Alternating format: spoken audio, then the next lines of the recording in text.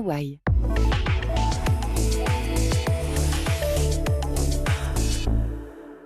Bonjour à tous et bienvenue dans le Grand JT. Tout de suite, le sommaire. La protection de l'enfance est dans la tourmente ces derniers jours et ce n'est pas la première fois. Alors d'où vient ce malaise? Comment lutter contre ces situations dramatiques? On en parle dans quelques instants avec nos invités. Et si on prenait un cours d'histoire de l'art, mais au féminin, sous-représenté malgré leur présence manifeste dans ce domaine, notre invitée leur redonne la place qu'elle mérite. On en parle avec elle dans la seconde partie de l'émission. Dans sa chronique, Adrien Fontenot fera la lumière sur les attaques du 7 octobre 2023, il y a tout pile un an. Mais avant cela, place à l'actualité de l'éducation avec Adrien.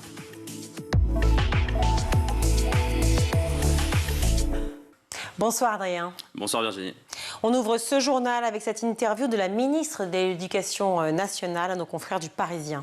Un large entretien dans lequel Anne Genetet est revenue sur les nombreux défis qui l'attendent. La ministre a insisté sur le besoin de sanctuariser le budget de l'école. Une déclaration qui s'inscrit dans la lignée des dernières sorties de sa prédécesseur Nicole Belloubet. Anne Genetet est également revenue sur l'expérimentation controversée du port de l'uniforme à l'école. Elle s'est dite, je cite, à titre personnel, plutôt favorable à la tenue unique, c'est-à-dire une couleur en haut et une couleur en bas, fin de citation. Sur la question des groupes de niveau au collège, la ministre attend plus de résultats suite aux évaluations de ces dispositifs qui sont toujours en cours. Sur la réforme du brevet, Anne Genetet annoncera sa décision pour l'année scolaire 2025-2026 dans les prochaines semaines. Et puis on en parlait en fin de semaine dernière. Déjà, la France va une nouvelle fois rendre hommage à Samuel Paty et Dominique Bernard. Anne Genetet avait d'abord indiqué qu'une minute de silence serait respectée dans les collèges et lycées ce lundi 7 octobre. Avant que le ministère ne rétropédale, un hommage sera bel et bien rendu dans les établissements scolaires en la mémoire des deux enseignants assassinés lors des attaques djihadistes. Ce sera finalement lundi prochain, le 14 octobre. On poursuit avec le harcèlement à l'école. Gabriel Attal n'est plus Premier ministre, ni même au gouvernement, mais pourtant il a des projets, et notamment à ce sujet. On a évoqué Anne Genetet, Nicole Belloubet. Avant cela, il y avait eu Amélie Oudéa-Castéra pour un petit mois seulement. Et encore avant, Gabriel Attal, ça c'est pour l'historique. Et durant son court mandat, avant de basculer à Matignon, Gabriel Attal avait annoncé la mise en place de cours d'empathie, mais aussi l'exclusion des harceleurs pour lutter contre le harcèlement scolaire.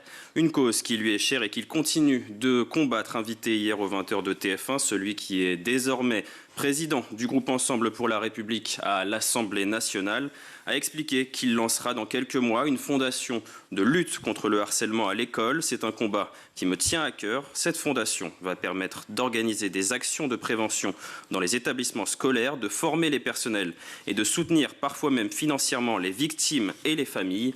Pour rappel, une enquête menée en novembre 2023 par le ministère de l'Éducation nationale avait permis de chiffrer plus précisément le harcèlement scolaire sur la base de questionnaires d'auto-évaluation anonyme. 5% des élèves du CE2 au CM2, 6% des collégiens et 4% des lycéens se considéraient comme victimes de harcèlement. Dans la banlieue lyonnaise à présent, ces tirs de mortier contre un lycée de Vénissieux, 2 jeunes de 16 et 17 ans ont été mis en examen. L'un d'eux a été placé en détention provisoire, l'autre sous contrôle judiciaire, a précisé le parquet de Lyon. L'information judiciaire a été ouverte pour participation à un groupement en vue de la préparation de violences ou de dégradation, destruction du bien d'autrui par un moyen dangereux et détention d'engins explosifs ou incendiaires. Les faits remontent à jeudi matin 8h quand plusieurs dizaines de jeunes se sont regroupés devant la cité scolaire Samba-Seguin à Vénissieux. Des projectiles pyrotechniques ont été jetés en direction de l'établissement. Au même moment, des caddies vélos et une voiture garée à proximité ont été incendiés, dégradant l'enceinte et les portiques d'entrée. Aucune personne n'a été blessée, les cours n'ont pas été perturbés. Dans les lycées, plus généralement, le gouvernement avait promis un enseignant devant chaque élève et force est de constater que ce n'est pas le cas en cette rentrée. 3000 postes ne sont toujours pas pourvus dans l'éducation nationale. C'est ce qu'a constaté Patrick Tégéraud dans le Tarn-et-Garonne notamment. À Montec, au lycée Olympe de Gouges, des professeurs de français manquent à l'appel. Pour certains, pourtant, les épreuves anticipées du baccalauréat se profilent d'ici quelques mois. Ça en français, en SS et en espagnol. Ça fait beaucoup. Oui. Alors le français, c'est quand même à la fin de l'année, il y aura une épreuve. Oui, il y a le bac des Français. Comment vous vivez ça? C'est un peu compliqué, mais normalement, ce sera aménagé du coup. Ah bon? Si on n'a pas le temps de finir le programme, enfin, j'espère. Ça vous inquiète? Oui, un petit peu. Pour compenser, l'an dernier, on avait mis moins d'œuvres au programme et à l'oral, l'examinateur était au courant de la situation du candidat. Clément, lui aussi, est en première. Déjà l'an dernier, j'ai pu avoir français que pendant 3 mois. Et cette année, ça fait déjà plus d'1 mois que j'ai pas français. Ça fait quand même une sacrée pression, ça fait déjà peur. Mais ma mère a décidé de prendre un prof particulier dans les semaines qui arrivent si je n'ai toujours pas français. Parce que j'ai pris un énorme retard entre l'année dernière et cette année et qu'il faudrait que je rattrape au plus tôt possible. C'est vrai que c'est pas tout le monde qui peut avoir ce privilège. L'inquiétude des élèves est réelle, celle des parents tout autant, une inquiétude qui se mêle à la colère. C'est terrible, c'est injuste. Notre fils a envie d'apprendre le français et on se retrouve désemparés. L'établissement eux-mêmes n'arrêtent pas de faire des demandes de professeurs, mais je crois qu'il n'y a personne. Il n'y a plus de remplaçants, il n'y a plus de contractuels. Il y a 2 classes de première qui n'ont pas de prof de français depuis septembre. Vous diriez que ce sont des sacrifiés? S'il n'y a pas de solution de trouver très rapidement, oui, je vais commencer à employer ces mots. Les associations de parents d'élèves ont envoyé un courrier au rectorat de Toulouse il y a 1 mois pour alerter sur cette situation. Lettre restée sans réponse jusque-là. Dans ce JT, on parle aussi de ce bel engagement en Île-de-France. Des étudiants se mobilisent pour organiser un don du sang sur leur campus. Ils sont conscients de l'impact crucial du don du sang. Margot, Agnès et Axel, 3 élèves ingénieurs de l'ESIEA, ont décidé d'organiser une grande collecte de sang sur leur campus d'Ivry-sur-Seine. Du contact avec l'établissement français du sang à la logistique et la communication, ces 3 jeunes ont pris en main chaque aspect de cette démarche solidaire qui a eu lieu ce lundi. Une belle initiative et on les félicite. Et puis évidemment, dernière info aussi pour finir, ce 7 octobre marque aussi le début de la semaine des prix Nobel. Et ce sont les Américains Victor Ambros et Gary Ruvkun qui ont ouvert le bal. Ils ont décroché le prix Nobel de médecine pour leur travail sur le micro-ARN qui régule l'activité des cellules et pourrait appréhender des maladies graves. Cette semaine, d'autres prix sont au programme. Les lauréats du Nobel de physique et de chimie seront rendus publics demain et après-demain. Celui de littérature sera annoncé le 10 octobre. Le prix Nobel de paix sera décerné le 11 octobre et le 14 octobre. Pour finir, le lauréat du prix Nobel d'économie sera déterminé. 7 octobre, c'est aussi un triste anniversaire. On en parlera demain dans notre émission. Merci beaucoup, Adrien. Des manques de moyens et d'effectifs qui ont des répercussions dramatiques sur les enfants sous le joug de la protection de l'enfance, de ces familles tortionnaires sans agrément, à cet assistant familial mis en examen la semaine dernière. Alors pourquoi la protection de l'enfance est-elle un secteur en souffrance? On en parle tout de suite avec nos invités.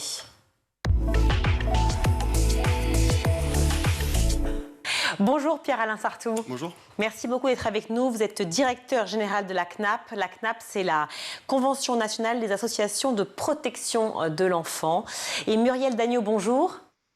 Bonsoir. Merci beaucoup d'être avec nous, Muriel. Vous êtes ancienne assistante sociale.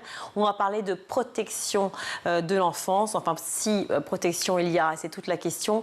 Le 1er octobre dernier, dans son discours de politique générale, Michel Barnier a établi les priorités de son nouveau gouvernement. Et la protection de l'enfance n'est pas vraiment ressortie comme une de ses priorités. En tout cas, ça va être une de mes questions, malgré quand même un salut bref aux éducateurs, je cite, qui font tant d'efforts pour transmettre à nos jeunes le goût d'apprendre et l'esprit de citoyenneté. Est-ce que c'était un peu léger? C'est quand même très léger. Effectivement, les éducateurs, évidemment, il n'y a pas que les éducateurs de la protection de l'enfance. Il y a tous les éducateurs sportifs, les éducateurs qui travaillent dans les associations. Donc le Premier ministre a fait un salut en direction de ces professionnels, et c'est très bien. Mais aujourd'hui, je pense qu'ils attendaient un peu plus de reconnaissance que simplement une mention dans un discours fleuve de très longues minutes. Vous aussi, vous attendiez, Muriel, un mot plus prononcé, plus important de la part du Premier ministre? Je pense que déjà, un enfant, il n'est pas en situation automatique d'apprendre et d'être un citoyen. Il y a un certain nombre de choses au préalable dont il doit disposer et le travail de la protection de l'enfant, c'est ça. C'est avant de vouloir éduquer des enfants et d'en faire des citoyens, il y a bien d'autres choses au préalable dont il faut s'occuper. Et si on ne s'en occupe pas, il n'y aura pas de citoyens. Alors justement, il y a plein d'autres choses, comme vous le dites, dont il faut s'occuper. Justement, il a été question de développer le service public de la petite enfance. La question se pose, effectivement, le danger s'arrête aux 3 ans de l'enfant. Pierre-Alain Sarthou. Le service public de la petite enfance, pour nous, c'est le service public des crèches. Et c'est très important dans un contexte où en plus on sait qu'il y a des scandales qui marquent les crèches lucratives. Nous, on représente des associations qui sont en protection de l'enfance, qui s'intéressent à tous les âges de la vie, du bébé jusqu'au jeune majeur, jusqu'à 21 ans. Ça ne s'arrête pas à 3 ans, la protection de l'enfance. Ça ne s'arrête pas que dans les crèches. Le danger qui peut frapper les enfants ne s'arrête pas dans les crèches. Donc aujourd'hui, nous avons une ministre qui est Agnès Canayer et qui est à charge de la famille et de la petite enfance. C'est un petit peu court. On aurait aimé une ministre de plein exercice sur l'enfance. Mais pourquoi, à votre avis, en fait, ce message est passé comme ça? Pourquoi on a voulu faire un service public de la petite enfance? C'est justement à cause du scandale des crèches ou parce qu'on a décidé d'avoir une politique différente? Alors, le projet de réforme sur le service public de la petite enfance, il est antérieur, c'est une promesse d'Emmanuel Macron, c'est plutôt une bonne chose, à condition que cette réforme se fasse rapidement et selon les besoins du secteur. Là, aujourd'hui, l'intitulé de la ministre, on se demande si ce n'est pas simplement un écho au fait qu'il y a eu un scandale sur la parution du bouquin qui s'appelle Les Ogres. Et si c'est le cas, c'est grave, parce que ça veut dire qu'il faut qu'un livre paraisse pour qu'un intitulé ministériel change, et que, en faisant cela, en plus, on perde tous les autres aspects de l'enfance qui sont essentiels à nos yeux, notamment la protection de l'enfance. Alors les scandales, justement, il n'en manque pas, notamment après les 3 ans, et on va en parler. Ces familles sans agrément qui ont séquestré et torturé les enfants près de Châteauroux. Évidemment, on en a beaucoup parlé dans la presse ces derniers temps. Cet assistant familial aussi ayant violé une petite fille de 4 ans. Tous ces scandales, et évidemment, on ne nomme pas tous les éducateurs et pas tous les lieux. Il faut encore le rappeler, beaucoup font un travail absolument formidable. Mais tous ces scandales, forcément, donnent à nausée. Ils sont nombreux. Est-ce que, à votre avis, Muriel Dagneau, je vais peut-être m'adresser à vous en premier, puisque vous êtes ancienne assistante sociale, est-ce que le verre était dans le fruit depuis longtemps? Ah oui, je pense, parce que déjà, moi, à mon époque, alors que j'avais des conditions de travail qui pourraient paraître aujourd'hui, pour ceux qui sont en activité, pas loin d'être idylliques, mais il y avait déjà à l'époque des conditions de moyens et des conditions de sens, parce que la protection de l'enfance, ça peut être tout et ça peut être rien. Et effectivement, on était souvent à se répéter, mais il va falloir qu'il y ait un malheur, qu'il y ait un drame pour que les choses bougent. Et je vous dis ça, c'était il y a 15-20 ans, et malheureusement, il y a eu des drames, il y a des trucs, et ça ne bouge pas, bien au contraire. C'est effectivement de pire en pire. Et quand vous évoquez la création d'un service public de l'enfance, ben oui, l'idée en soi de créer un service public de l'enfance et de la protection de l'enfance, sur le papier, c'est bien. Mais effectivement, c'est pas de 0 à 3 ans, c'est de 0 à au moins 18, et ça veut dire qu'on se met d'accord sur qu'est-ce que la protection de l'enfance, qu'est-ce qu'on détermine quels sont les critères qu'on détermine devoir être réunis pour réaliser une réelle protection de l'enfance.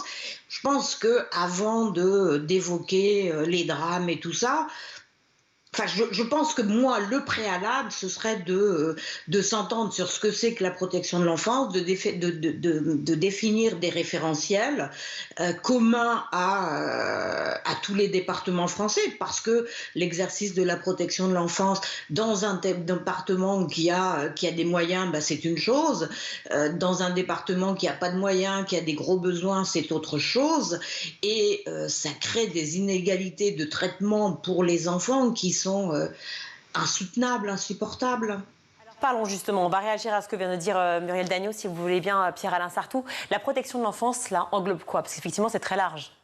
C'est vraiment très large, donc c'est globalement tout ce qui est mis en place par les pouvoirs publics, et au premier rang desquels les départements qui ont la compétence pour protéger les enfants qui sont en danger, tout simplement.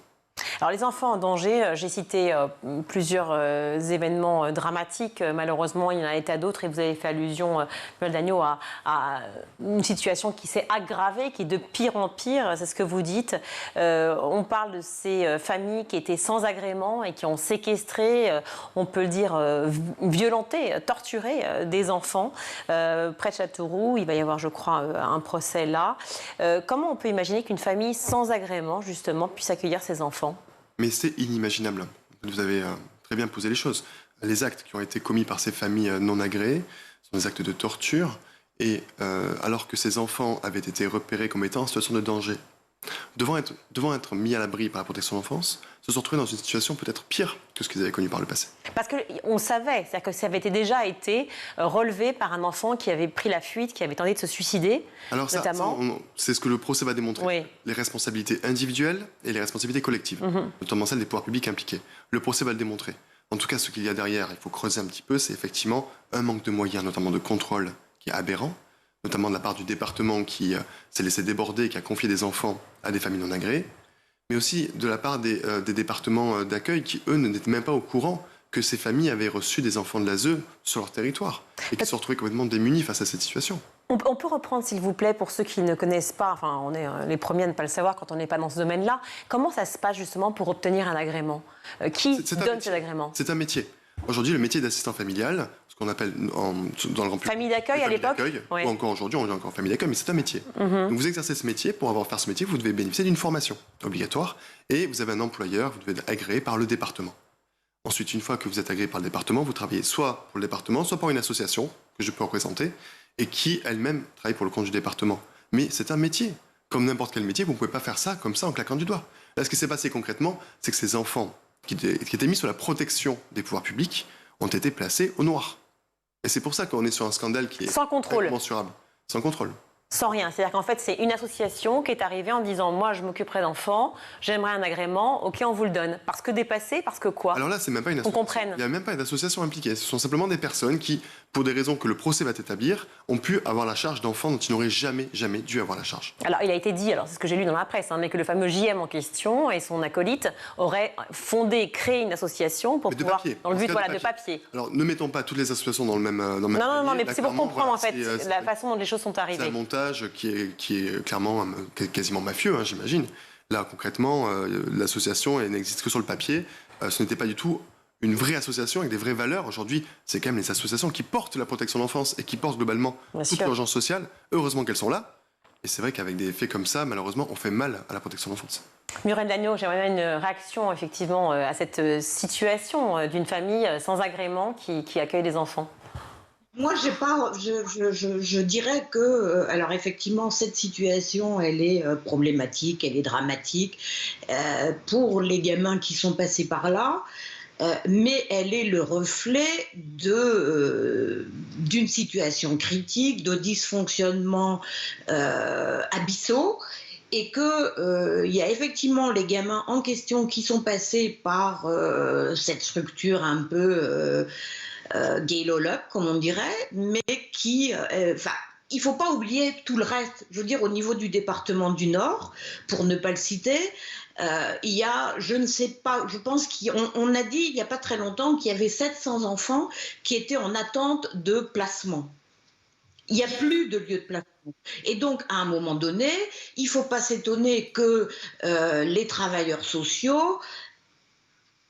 ils fassent un peu, ils tricotent des solutions et ils n'ont pas forcément les moyens d'aller vérifier parce que c'est un fait. Je ne suis pas en train d'excuser quoi que ce soit, je suis en train de contextualiser. Je pense que la situation, elle est tellement critique que ça devient effectivement du n'importe quoi. Et il y a cette affaire de gamins qui ont été accueillis par des gens qui n'étaient pas agréés. Oui, mais... à mon sens, c'est un épiphénomène par rapport à tout le reste. Je pense que dans le département du Nord, dans la région parisienne, il y a des situations qui sont tout autant critiques. Les gamins mineurs qui sont à l'hôtel, c'est aussi de la maltraitance. Qu'est-ce que vous en pensez, Pierre-Alain Sarthou ? Alors, j'entends ce que dit Muriel et je suis d'accord avec elle pour dire que l'absence de moyens va conduire les éducateurs dans des impasses. Après, il ne faut jamais que ces impasses les conduisent à sortir du cadre de la loi. On ne doit jamais arriver à des situations de telle illégalité qu'on puisse mettre en danger des enfants qui auraient dû être protégés. On savait qu'il y avait des problèmes depuis déjà très très longtemps. Il y a une loi qui est passée il n'y a pas si longtemps, qu'on appelle la loi Taquet, en 2022 il me semble, qui vise à sécuriser justement les accompagnants et assurer un accueil de qualité, entre guillemets, pour ces enfants qui sont placés. Ça veut donc dire que s'il y a une loi, s'il y a des dérogations, en tout cas des agréments qui sont donnés et qu'un département ne le fait pas, il y a aussi une situation de contrôle qui ne se fait pas. Exactement. Là, il y a vraiment un enjeu de responsabilité politique. Ce n'est pas aux travailleurs sociaux de devoir gérer le fait qu'aujourd'hui, dans le département du Nord, et Muriel a très bien dit, il y a des centaines d'enfants qui attendent leurs mesures de protection d'enfance. 700 apparemment, ce que vous disiez Muriel. Oui. J'ai plus les chiffres les plus à jour du département, qui a fait de gros efforts ces derniers mois et dernières années pour réduire ce nombre. C'est un département qui connaît une situation très compliquée. Il y a beaucoup d'enfants qui sont en danger, mais néanmoins, ce ne sont pas aux travailleurs du dernier kilomètre, de la première ligne. Et qui sont encore là, parce qu'on va en parler. Qui n'ont pas abandonné, d'aller trouver eux-mêmes les solutions et de bricoler. C'est aux responsables politiques de prendre leurs responsabilités, car c'est pour ça qu'ils sont en poste. Alors justement, ces responsabilités politiques, on se doute bien c'est pas forcément volontaire, enfin je l'espère, c'est pas volontaire, mais alors comment on explique cette situation, comment on explique cette crise? Vous, en tant qu'ancienne assistante sociale, Muriel, est-ce que vous avez vu les dessous des cartes? Parce que on voit bien que si il y a à chaque maillon des défaillances, on arrive dans des situations qui sont dramatiques. Ce qu'ont vécu ces enfants, c'est absolument dramatique. Oui, c'est absolument dramatique, mais malheureusement, je pense que ce n'est pas rarissime. De temps en temps, il y a un truc qui sort, dont on a connaissance et dont la presse, sur laquelle la presse communique. Maintenant, je pense que des situations dramatiques, il y en a un paquet, mais alors c'est assez terrible.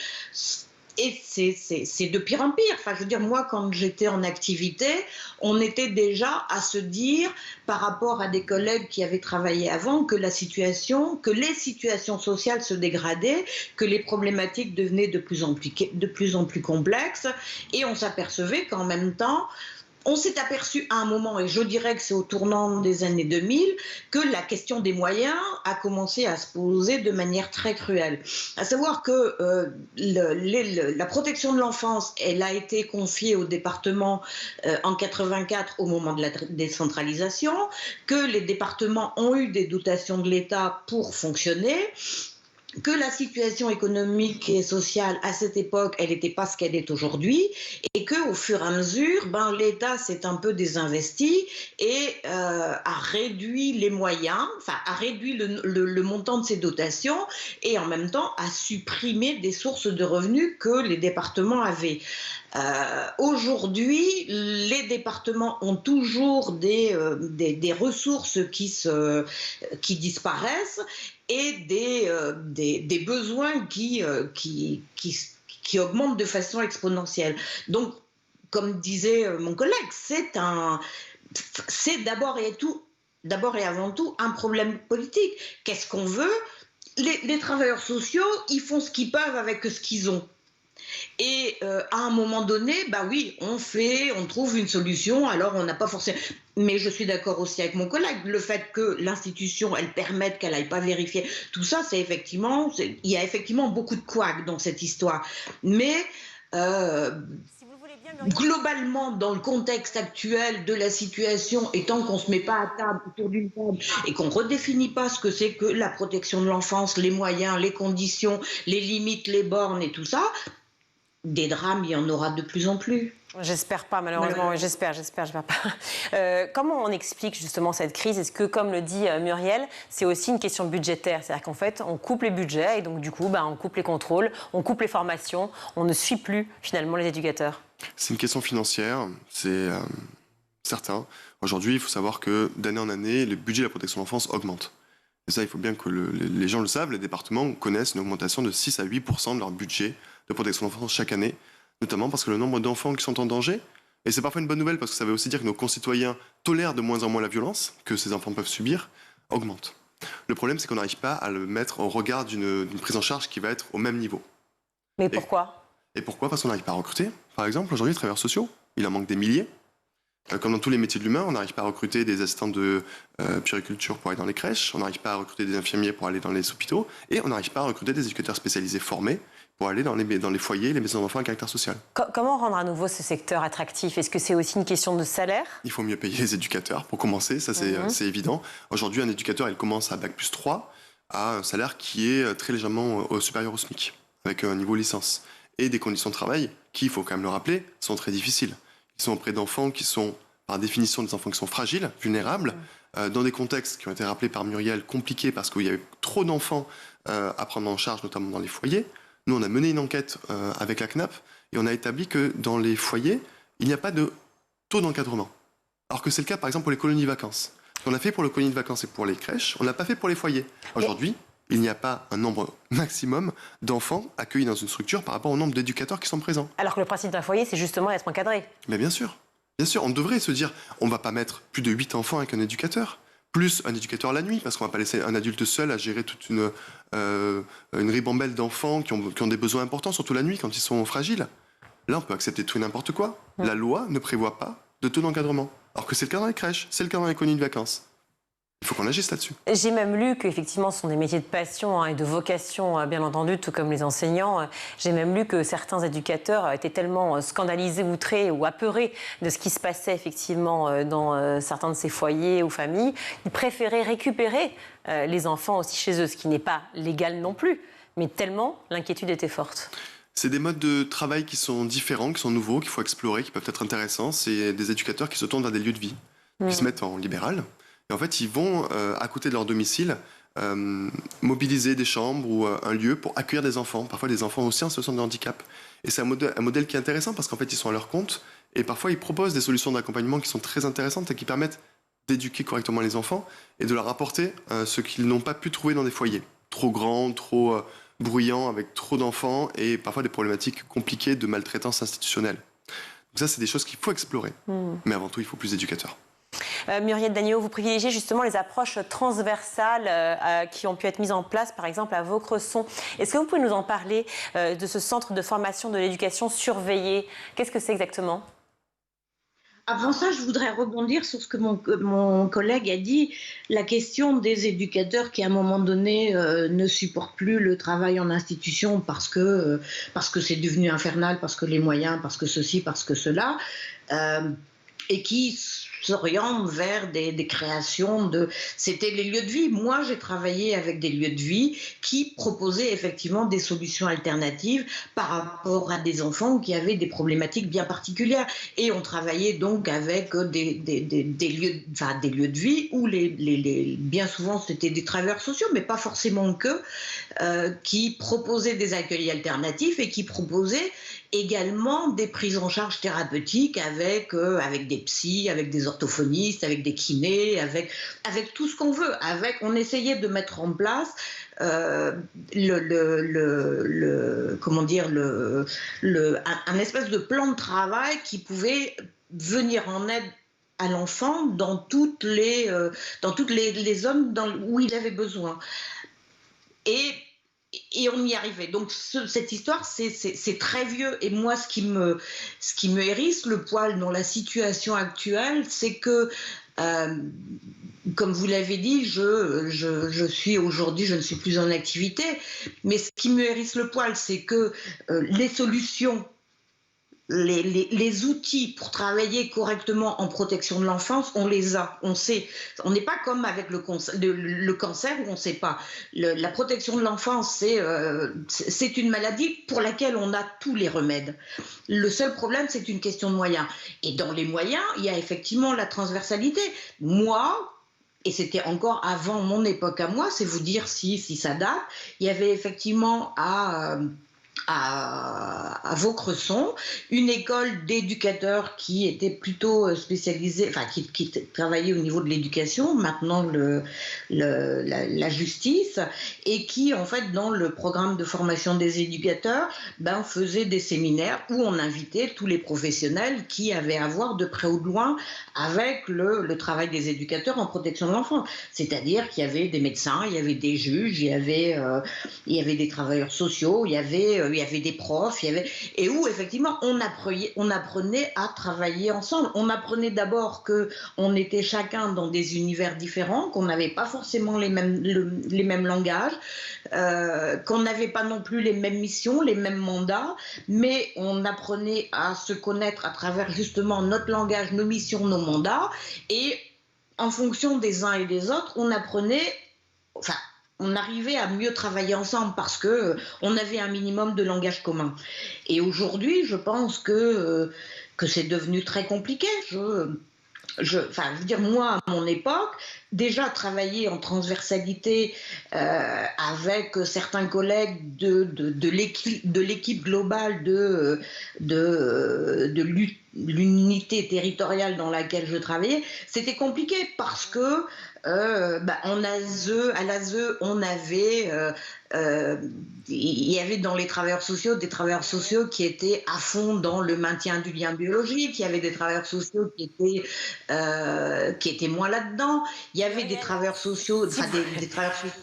Si vous le voulez bien, pardon, je vous coupe, mais parce qu'on a peu de temps, il ne nous reste plus qu'une minute. J'aimerais juste une réaction de Pierre-Alain Sarthou sur ce que vient d'être dit et surtout sur la transversalité, parce que les éducateurs qu'on a reçus, ceux qui sont à la défense des droits de l'enfant et de la protection de l'enfance, comme Elias Loufoque ou plein d'autres, sont venus sur ce plateau, ils nous ont dit qu'en fait les éducateurs, et on le voit très bien, font tout justement pour sauver ces enfants et pour être là. Les associations, tous, à part quelques exemples qui sont absolument épouvantables, mais sinon on voit bien une mobilisation générale. Donc qu'est-ce qui se passe? On parle de transversalité. Elle est réelle ou pas? C'est ça qui est le plus étonnant pour nos citoyens qui ne connaissent pas bien le champ de l'action sociale, c'est que les professionnels de la protection de l'enfance, par exemple, ne parlent jamais avec les professionnels du secteur du handicap enfant. Ils n'ont pas la même culture, ils n'ont pas la même façon de faire. C'est exactement ce que vient de dire Muriel. Elle, pour le coup, à la différence de moi, elle a vraiment fréquenté, elle a vécu ça dans son expérience professionnelle. Et c'est vrai qu'on doit travailler à des meilleures façons de collaborer, de parler un langage commun, le terme est très juste, avec un souci en tête, c'est quelle solution on va apporter à l'enfant. De quoi il a besoin aujourd'hui et maintenant, quelle va être la solution qui va être la plus évidente pour lui. Est-ce qu'il faut qu'il soit pris en charge dans tel établissement le jour et peut-être ailleurs la nuit? Est-ce qu'il a besoin d'une famille d'accueil thérapeutique? Est-ce qu'il serait peut-être plus heureux dans un premier temps dans un foyer? Voilà, des choses comme ça. Et ça, malheureusement, les professionnels ont du mal, parce qu'ils n'ont pas le temps, tout simplement, ils n'ont pas la bande passante. Ils ont du mal à se parler et surtout, parfois, ils ne parlent pas le même langage. Bon, écoutez, merci beaucoup à vous deux. Les travaux parlementaires vont reprendre. Ce mercredi, a priori, la Commission de la protection de l'enfance devrait se reformer. Donc peut-être qu'on aura davantage d'avancées et d'informations dans les jours ou semaines qui viennent. On en reparlera ensemble avec plaisir, si vous le voulez bien, Pierre-Alain Sarthou et Muriel Dagneau. Merci beaucoup d'être venus de près ou de loin sur ce plateau. Merci d'avoir pu nous renseigner, partager aussi ce que vous avez vécu, Muriel, en tant qu'ancienne assistante sociale. Pierre-Alain Sarthou, également directeur général de la CNAP. Merci. Merci à vous. On va marquer une courte pause, on se retrouve.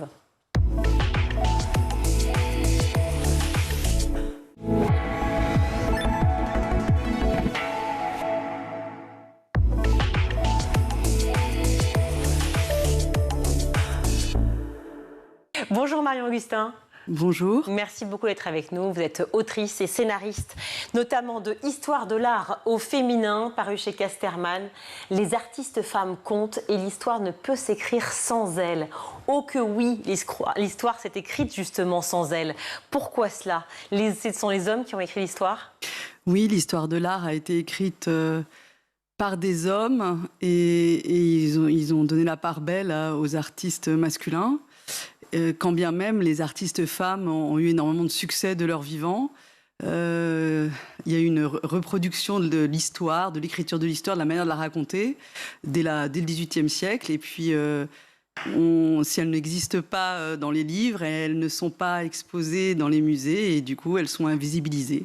Oui, c'est ça, elles sont restées dans l'ombre. Alors, est-ce que c'est qu'en ayant écrit une histoire précédente, celle de l'histoire de l'art en BD, donc en bande dessinée, que vous avez ressenti la nécessité justement de parler des femmes artistes qui n'étaient pas assez représentées?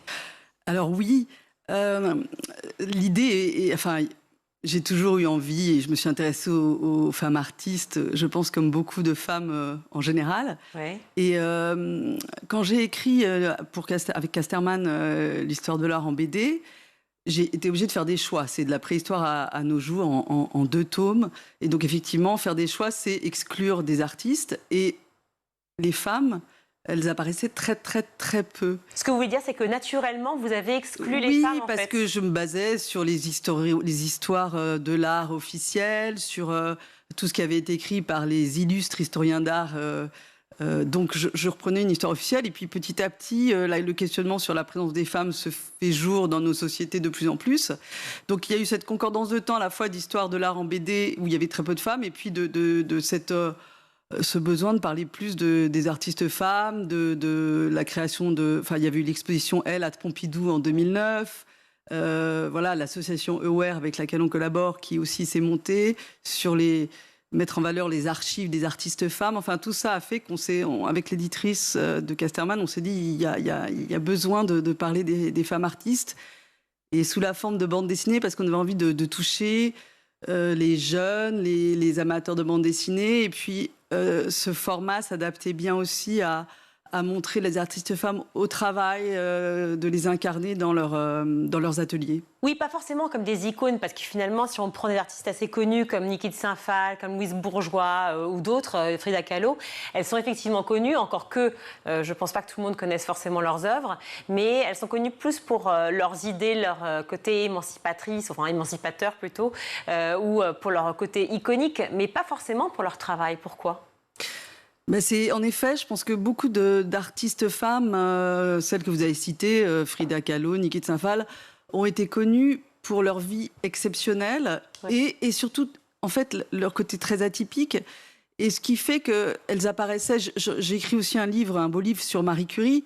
C'est un peu la question de la femme qui a un destin tellement exceptionnel qu'il n'est pas reproductible. Oui, qu'il faut en parler du coup. Voilà, et donc là je me dis, mais en fait c'est l'arbre qui cache la forêt, toutes ces femmes, il faut parler de la forêt qu'il y a derrière.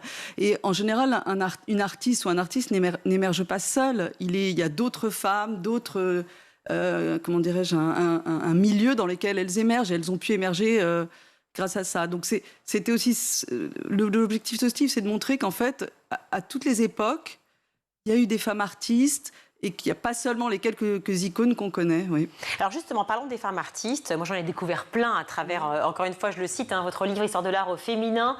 Donc Marion Gustin, vous l'avez écrit en collaboration et scénarisé en collaboration avec... Alors j'ai peur d'écorcher son nom. Comment on dit le nom de Sarah ? Sarah Colaone. Colaone, voilà. Elle est italienne. Elle est italienne et surtout illustratrice. C'est absolument sublime. Les dessins sont magnifiques. C'est toujours un peu périlleux de les montrer à l'antenne parce qu'on ne se rend pas bien compte.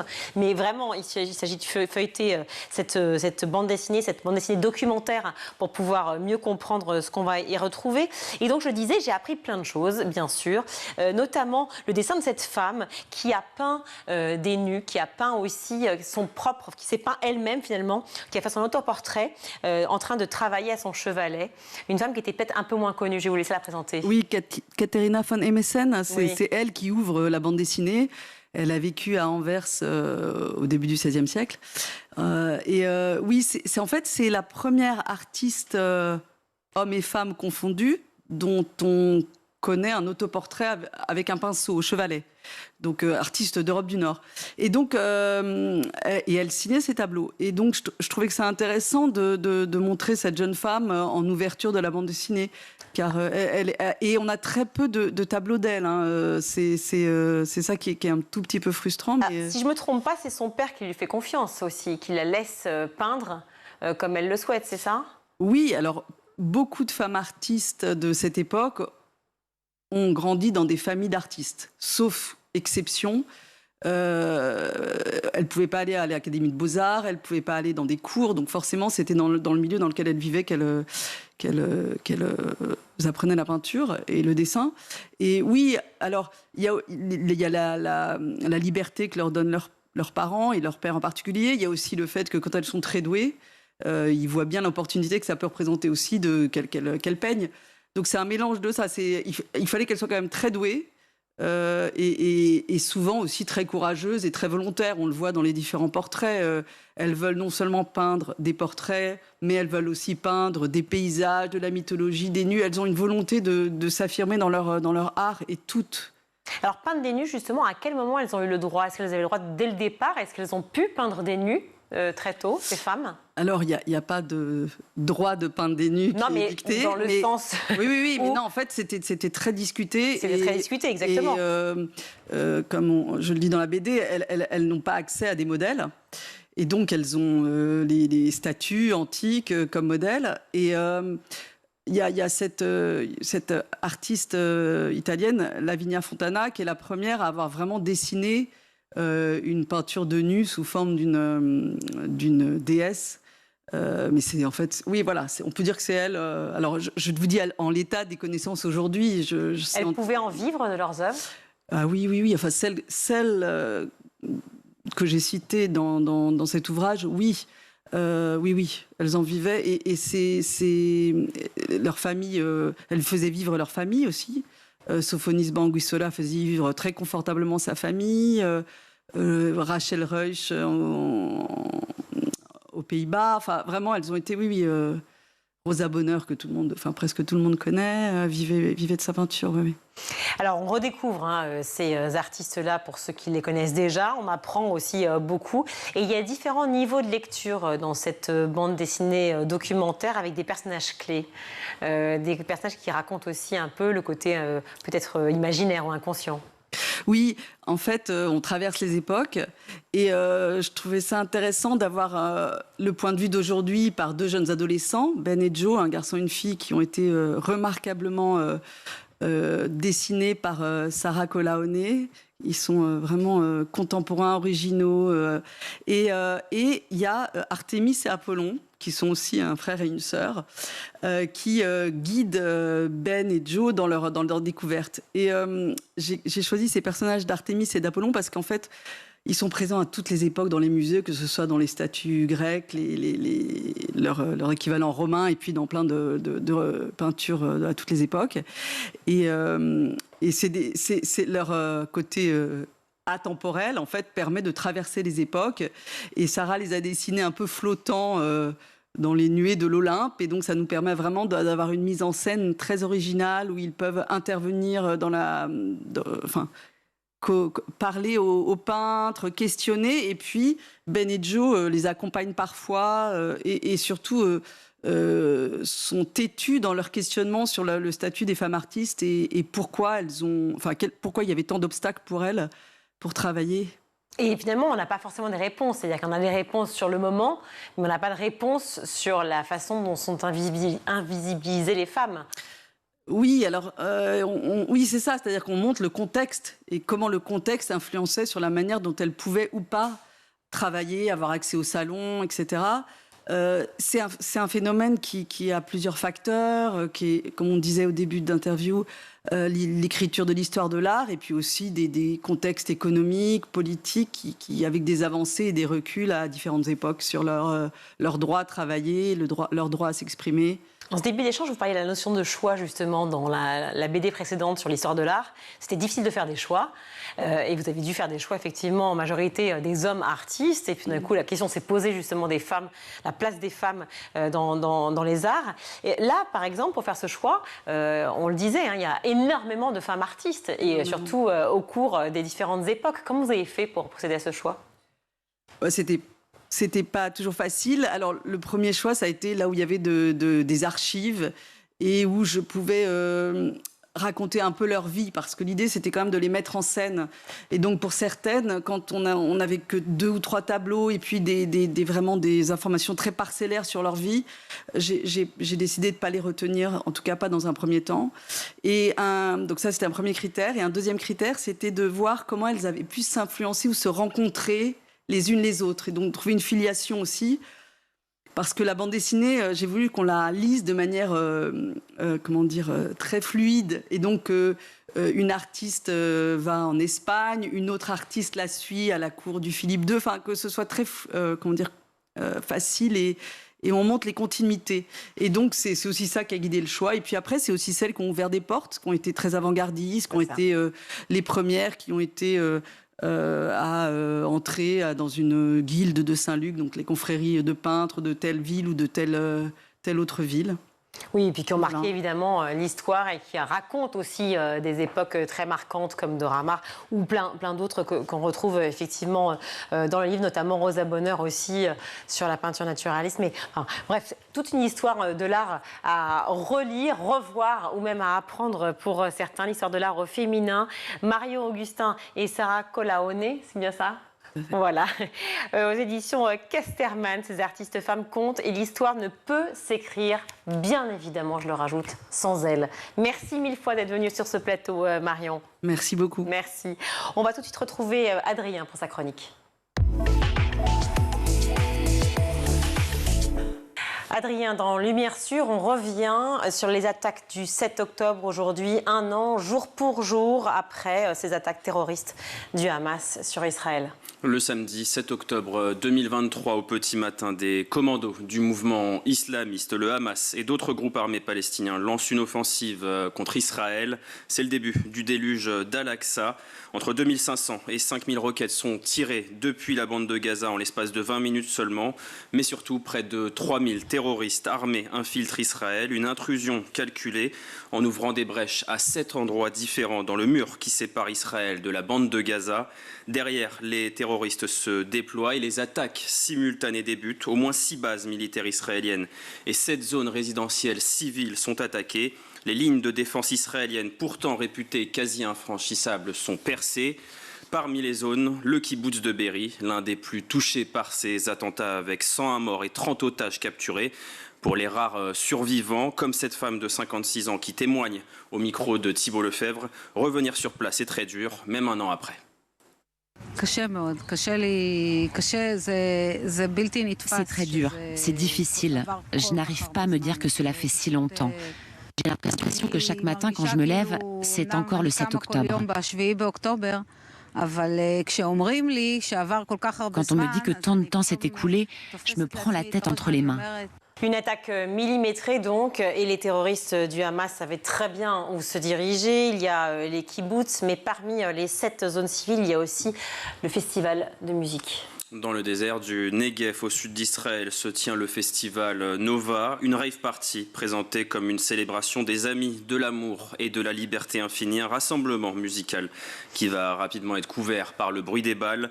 Le festival est l'une des premières cibles de l'attaque d'ampleur du Hamas dès 6h30 du matin, la plus grosse concentration des pertes israéliennes. Ce jour-là, quelques 3500 personnes, principalement âgées de 20 à 40 ans, étaient rassemblées.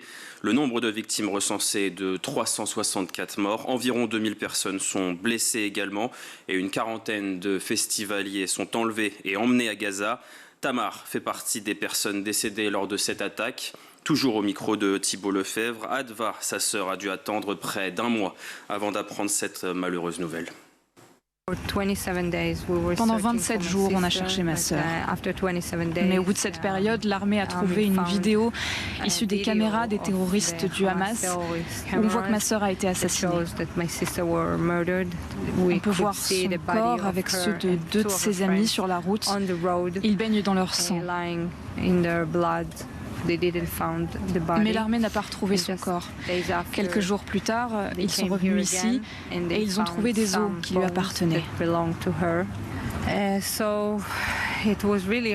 C'était très dur. Et un an après, quand on voit la souffrance que doivent affronter les familles d'otages et les otages eux-mêmes, c'est très difficile à dire, mais je pense qu'il vaut mieux être mort qu'otage. C'est un fait. Elle a eu beaucoup de chance de mourir et de ne pas être enlevée.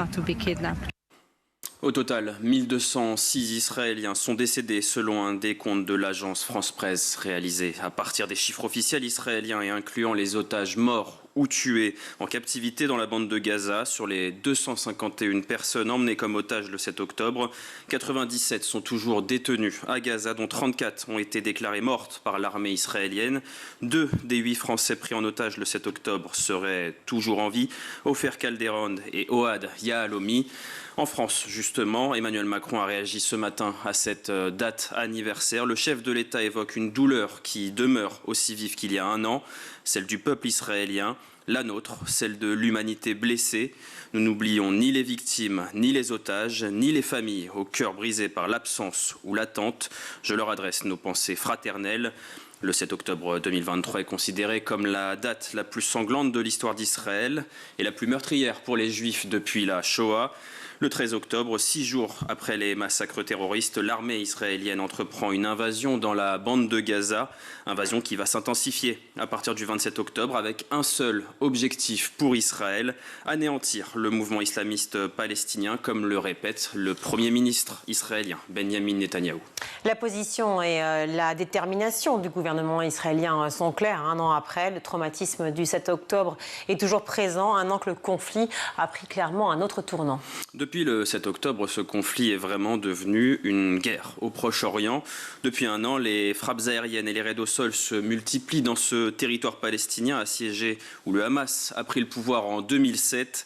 Et plus que les Israéliens enlevés et retenus depuis le 7 octobre, c'est toute la population gazaoui qui est prise en otage par le mouvement terroriste. L'offensive menée en riposte par Israël a jusque-là provoqué la mort de plus de 40 000 Gazaouis, selon des chiffres du ministère de la Santé du gouvernement du Hamas.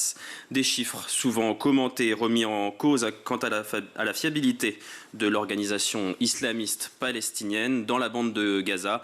La situation humanitaire se dégrade, les populations civiles font face aux pénuries d'eau, d'électricité, de carburant, de nourriture et même de médicaments. De nombreuses organisations appellent à plus d'ouverture de points d'entrée aux frontières de Gaza, mais également à un cessez-le-feu. Israël et le Hamas réunis à plusieurs reprises par les États-Unis, l'Égypte et le Qatar pour des négociations ne parviennent pas à trouver d'accord de trêve. En mai 2024, la Cour pénale internationale demande l'émission de mandat d'arrêt pour crimes de guerre et crimes contre l'humanité contre des personnalités des deux camps. Le Premier ministre israélien Benjamin Netanyahou et son ministre de la Défense Yoav Gallant, ainsi que contre 3 dirigeants du Hamas, Yahya Sinwar, Ismaël Haniyeh et Mohamed Deif. Ces 2 derniers ont été tués par l'armée israélienne. Dans le même temps que ces éliminations, l'armée israélienne annonce que des plans opérationnels pour une offensive au Liban sont prêts. Les tensions vont monter d'un cran entre l'État hébreu et le Hezbollah. Au Liban, le 17 septembre, les beepers de centaines de personnes, en majeure partie des cadres du Hezbollah, explosent simultanément. 12 personnes sont tuées et près de 3000 sont blessées. Le lendemain, ce sont des talkie-walkie qui explosent, faisant 20 morts cette fois. Les bombardements entre Israël et le Liban deviennent quotidiens. Le 27 septembre, Hassan Nasrallah, le leader du mouvement chiite pro-iranien, est tué dans l'une de ses frappes au sud de Beyrouth. En réponse à la mort des différents leaders du Hezbollah et du Hamas, l'armée iranienne bombarde elle aussi Israël. À cette occasion, début octobre, Ali Khamenei, le guide suprême iranien, jugera, je cite, « logique et légitime l'attaque du Hamas le 7 octobre 2023 ». Une chose est sûre, un an après, le conflit est loin d'être fini. Merci beaucoup Adrien. Nous consacrerons donc une émission spéciale demain sur le conflit au Proche-Orient, notamment sur le plan historique. Nous reviendrons sur les grands faits historiques. Merci beaucoup. On va continuer notre émission avec le meilleur de School TV et le ZAP. Le trouble du développement de la coordination, ce qu'on appelle en effet dyspraxie, c'est synonyme, c'est un trouble du neurodéveloppement.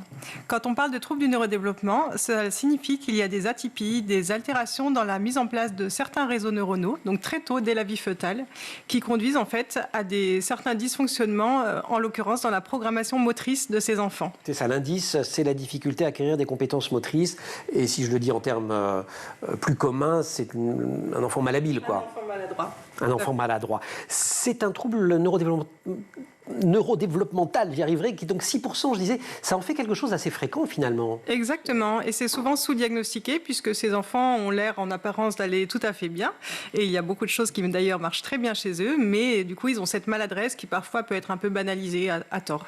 Sous-diagnostiqué, notamment chez les filles. Tout à fait. On croit qu'il y a plus de garçons. Exactement. Le sous-diagnostic des filles dans l'ensemble des troubles du neurodéveloppement est de toute façon un vrai problème de santé publique. C'est un de mes chevals de bataille, en partie à cause des stéréotypes de genre. Une petite fille compense plus, s'adapte, fait moins de bruit, a moins de troubles du comportement. Et du coup, c'est des enfants qui sont moins vite repérés en général. Comment s'appelle votre fille, Linda ? Ma fille, elle s'appelle Lilia. Comment va-t-elle ? Alors, pas très bien. Je ne sais pas si vous avez un peu suivi les dernières actualités, mais... Malheureusement, ma fille est confrontée depuis 2 ans à des problèmes de santé d'origine inconnue. Même si moi j'ai fait des investigations, j'ai trouvé quelques marqueurs qui font que j'arrive un petit peu mieux à comprendre. Mais je ne suis pas médecin, donc c'est vrai que ça fait depuis l'année dernière que malheureusement elle a stoppé l'école alors qu'elle était en 3e et qu'elle faisait des stages. Et là, j'ai eu une bonne nouvelle hier, la magie des réseaux sociaux. Lilia va être hospitalisée en médecine interne lundi à Cochin pour qu'on essaie de comprendre qu'est-ce qui lui est arrivé pour être devenue... C'est pour elle, avant tout, que vous avez monté cette... Parce Oui. que, alors, on va séparer, bien sûr. Il y a le collectif Sécurautisme, on va en parler juste après. Mais l'association All Inclusive, c'est pour elle que vous l'avez montée, c'est pour elle que vous battez, et pour tous les enfants, bien évidemment. Comment... Non, c'est même pas pour ma fille, en fait, parce que moi, ma fille, elle avait déjà tout. D'accord. Ça a été la première qui a été au centre de loisirs au sein de ma vie. Ça a été la première qui a été inclue à l'école en temps plein.